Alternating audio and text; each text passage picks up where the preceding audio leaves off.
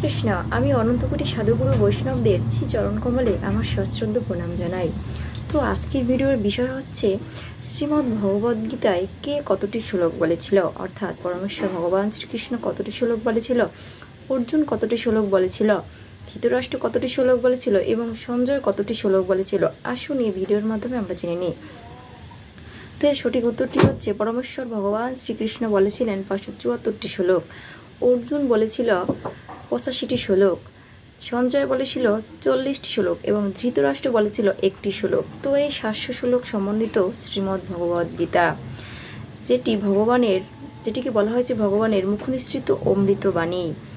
তো এটি হচ্ছে সমস্ত উপনিষদের সারতিসার, যেটিকে গ্রহণ করলে আমরা এই দুঃখময় সমুদ্র অচিরেই পার হতে পারবো। বলুন শ্রীমদ্ ভগবদ গীতা কি জয়।